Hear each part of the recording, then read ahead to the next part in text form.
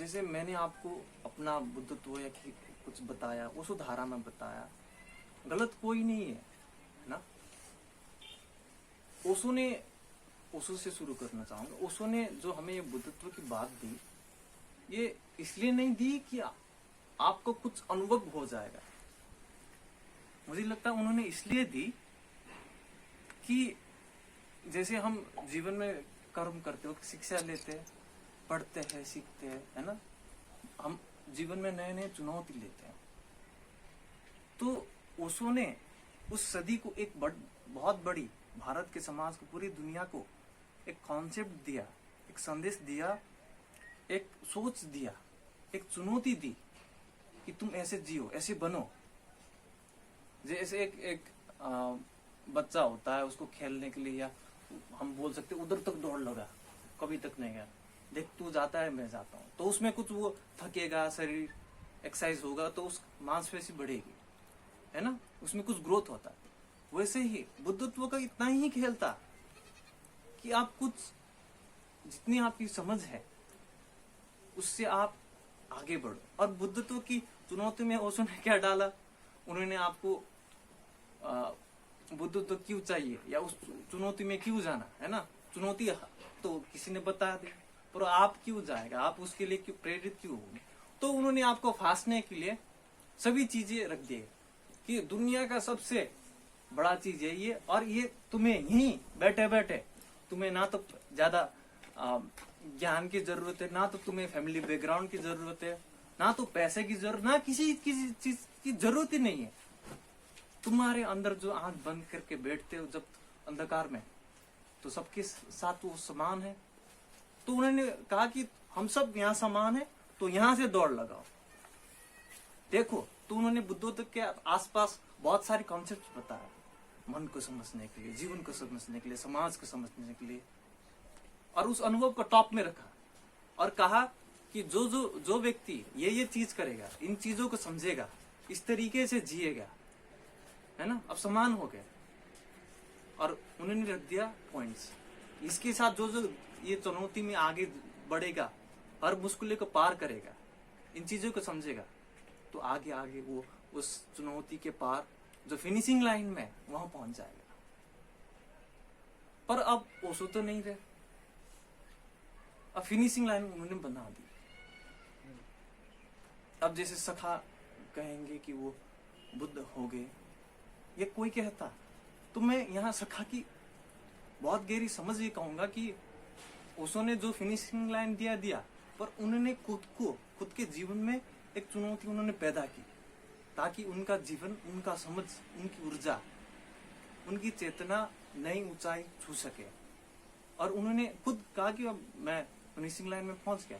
उन्होंने खुद को एक चुनौती दी और उन्होंने पूरा किया, है ना। सब बुद्ध पुरुष का यही है कि गौतम बुद्ध का भी हमें पता है कि उन्होंने 5-6 साल यात्रा की, तपस्या की, उसके बाद उनको कुछ मिला। उन्होंने फिनिशिंग लाइन खुद डिसाइड भी किया। तो जब कोई व्यक्ति इतना बड़ा अपने जीवन का सबसे बड़ा फिनिशिंग लाइन या चुनौती कुछ लेता है, चाहे वो आंख बंद करके हो या कोई जंग के मैदान में कोई सोल्जर भी हो या कहीं बैठा कोई बनिया भी हो, उसका जीवन का सबसे बड़ा चुनौती जहां उसका सब दाव में लग जाए, और अगर उसमें पूरी तरीके से समझ के, ईमानदारी के साथ, इंसानियत के साथ वो चीज करे ना, तो वो व्यक्ति बुद्ध नहीं होगा तो क्या होगा, तो वो व्यक्ति शांत नहीं होगा तो क्या होगा, वो क्या होगा। हाँ, तो ये है ना, ये मुझे अनुभव से ज्यादा ये खुद को एक चुनौती देने की प्रक्रिया है, एक समझ है जो ओशो ने दिया, और आगे भी लोग करेंगे। और इसका इतना ही फायदा है कि इससे हम सब या जितने भी हो, ये दुनिया के सब अनुभवी निराकार, जैसे आपने कहा, या शून्यता को अनुभव करके इसमें बुद्धत्व फील्ड क्रिएट करने से ज्यादा हम सब इंसान के अंदर एक प्यास हो, एक खोज बनी रहे। और खोज बुरी बात नहीं है, जैसे सका खुद कहते हैं, सका खुद सीख रहे हैं, उनकी शिक्षा अभी भी चल रही है। तो हम तो अभी यहाँ बैठे, उनकी बात सुन रहे, हम भी अभी अभी आए हमको सुनकर। तो खोज सबकी चल रही, शिक्षा सबकी चल रही है अनवरत। पर क्या होता है कि जैसे सखा बोलते कि अनवरत शिक्षा में वो है, जीवन के हर आयाम में, हर परिस्थिति में, हर चीज से वो सीखते हैं। पर हर व्यक्ति की इस तरीके से समझ नहीं हो सकती, तो उनको कुछ एक अनवरत शिक्षा में आतुर होने के लिए उनको थोड़ा सा विजिबल, कहीं रेखा खींच जाए। सखा के शिक्षा में कोई रेखा नहीं है, पर सब एक किस्म के नहीं हो सकते। इसी के तहत कोई व्यक्ति, एक व्यक्ति तू यहाँ तक आ जाए, है ना, तू यहाँ तक आएगा, उसके बाद और आगे जा, और आगे रेखा को और आगे बढ़ाते जाओ। और इसमें सखा एक और बात कहते हैं, और ये मेरा खुद का अनुभव भी रहा है कि कहीं में भी फिनिशिंग लाइन नहीं होती। खुद के मन से फिनिशिंग लाइन जब आती है, और जो रियल है वो सिर्फ एक है, वो मृत्यु, शारीरिक मृत्यु। उसके साथ आपकी सारी ऊर्जा, आपकी सारी खोज, आपका सारा जीवन एक कंप्लीशन में आता है। उसके बाद कुछ करने की जरूरत नहीं, वो पूर्ण विश्राम। उससे पहले जैसे गौतम बुद्ध की एक बात कही जाती है कि गौतम बुद्ध को निर्माण घटा था, है ना, पर उनको महापरिनिर्वाण बोलते, वो मृत्यु के बाद ही घटा था, मृत्यु के वक्त। तो वो क्या अंतर है? वो यही अंतर है कि उनको एक समझ मिली कि अनवरत शिक्षा है, पर जब वो फिनिशिंग लाइन में आ गए तो वो भी खत्म हुआ। तो हम सब वही शिक्षा के पार्ट है, हम सीख रहे, समझ रहे, जी रहे। मैं यहाँ बैठा, हम 10 व्यक्तियों के सिर्फ आध्यात्मिक नहीं कहता, हर व्यक्ति इस जगत में सब आध्यात्मिक है, सब जीवन जी रहे, सबकी समझ है। पर इतना है कि कौन व्यक्ति किस किस्म की चुनौती में पड़ा है। और इसके साथ जो इंसानी समझ होती है, वो ओशो और सखा जैसे व्यक्तियों से जब निकलता है, वो थोड़ी और कॉमन बात होती है। एक कॉमन बात होगी कि हम आंख बंद करते वक्त हम सब समान है, वो एक। और एक है कि प्रेम की देशना, इंसानियत से जियो, एक दूसरे के प्रेम पूर्ण रहो। ये संघ का निर्माण भी इसी कारण से हुआ। तो ये भी एक बहुत कॉमन चीज है ना, पर ये लुप्त हो चुकी है। तो ये भी उन्होंने वही चुनौती के साथ जोड़ा। नहीं तो लोग इंसानियत की देशना को जीने के लिए भी मानते नहीं। प्रेम की बात कि भाई थोड़ा प्रेम पूर्ण व्यवहार करो आसपास में, वो भी खो चुका है। ये समाज की स्थिति ये हो चुकी है। तो लोगों को ये करना पड़ता है। तो इसमें मैं आपको एक अनुभव या कुछ हो सकता है, इससे ज्यादा हर व्यक्ति अपने आप केंद्र में कुछ रखे चुनौती, जो उसको कभी खत्म लाइन खींचने ना दे। अंदर होने की एक प्यास हो, और इससे अधूरा नहीं होता। अगर आप समझदारी के साथ अपना रेखा अगर आगे बढ़ाते गए ना, तो आपकी जीवन, आप जितना ये पूरा जीवन है, हम तो इस शरीर में है, पर जीवन कितना बड़ा है, ये धरती कितनी बड़ी है, ये सभी चीजों के आप और समझ जाएंगे। जो भी व्यक्ति ये कहता है कि मेरी फिनिशिंग लाइन आ चुकी है, वो मूर्ख है। क्योंकि उसके बाद वो कहेगा कि हम आंख बंद करेंगे, या तो मैं कहूंगा वो तुम मर जा, शरीर छोड़ दे, नहीं तो तुम जियोगे, आंख से देखोगे। उस वक्त समझना या जानना होगा। पर तुम कहोगे कि नहीं, मेरी फिनिशिंग लाइन कट हो गई, मैंने तो छोड़ दिया, पर ये सब क्या चलता है, तो वहां ये समझ पूर्ण नहीं होती, वहां वो पिछड़ गया। और किसी व्यक्ति को भी ये समझने की कोई जरूरत नहीं कि मैं फिनिशिंग लाइन तक नहीं पहुंचा। फिनिशिंग लाइन तक पहुंचने की बात ही वो मूर्खता। पर इतना है कि हम थोड़े और खींचते रहे, थोड़ा और समझे, क्योंकि हमारी जो इंसानी बुद्धि है, जो हमारा मन है, वो एक तरीके से जो इमोशन का बात किया जाता है ना, हमारा कोई दिशा नहीं जाता। तो हर व्यक्ति को एक दिशा देना पड़ता है अपने ऊर्जा को। कोई स्त्री अपने घर को में अपना ऊर्जा को दिशा दे सकती है वहां घर में संभालने के लिए। कोई व्यक्ति प्रधानमंत्री हो कि देश की हर व्यवस्था में कैसे काम करे, वहां उसकी दिशा जा सकती है ऊर्जा। सखा कहते कि उनकी ऊर्जा सिर्फ एक ही जगह जाती है कि कहाँ कहाँ इंसानी चित्त में, इंसान के दिमाग में कहाँ कहाँ वो मूर्ता भरी है, कहाँ कहाँ वो अटक गया है, कहाँ कहाँ भटक रहा है, उस चीजों में खोलने के लिए, उस चीजों को समझ के दूसरों को समझाने के लिए वहां उनकी ऊर्जा पूरी रूप से जाती है। तो हर व्यक्ति को अपनी ऊर्जा को एक दिशा देना होगा। एक ओशो का प्रवचन है, वो जो सबने सुना होगा कि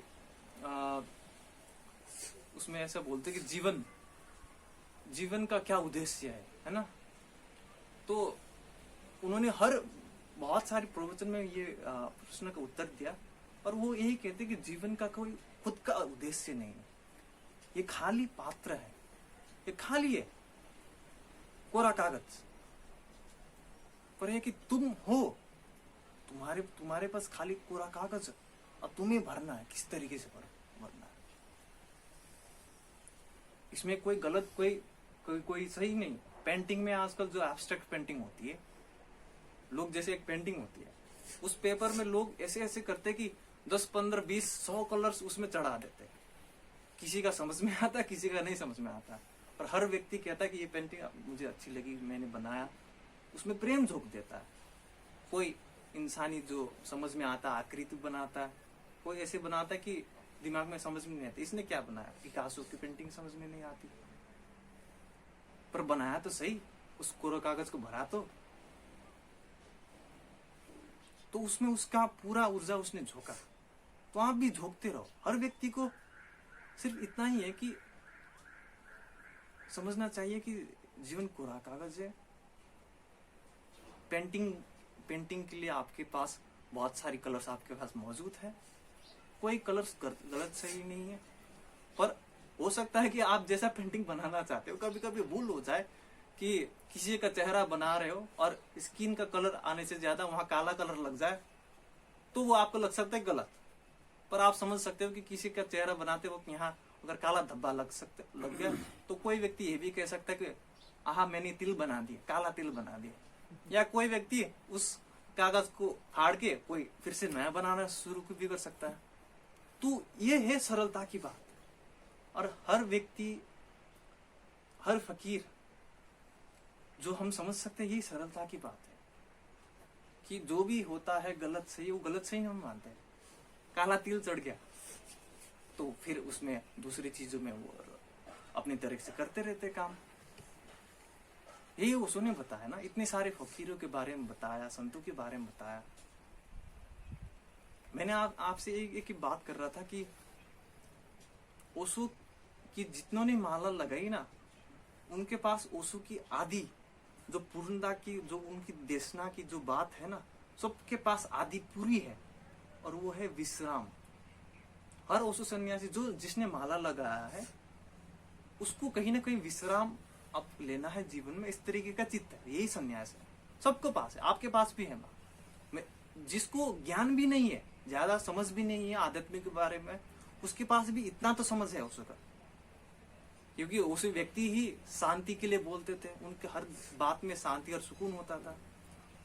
पर ओशो सन्यासी कहाँ भटक जाता है कि जब वो ऊपरी ज्ञान जो ओशो बोल रहे हैं कि कुंडलिनी की बातें, बुद्धत्व की बातें, किसी चीज को, जीवन के कुछ रहस्य को समझने की बात है, जब वहां हम दिमाग घुमाते तब हमें लगता कि वो अधूरा है और वहां गड़बड़ हो जाती। पर अंतिम में ओशो घुमा के लेकर आते कहा कि सरल रहो, सहज रहो। तो इतना सब ओशो सन्यासी के पास होता है। तो ओशो सन्यासी सिर्फ दो ही चीजों के कारण अधूरा है।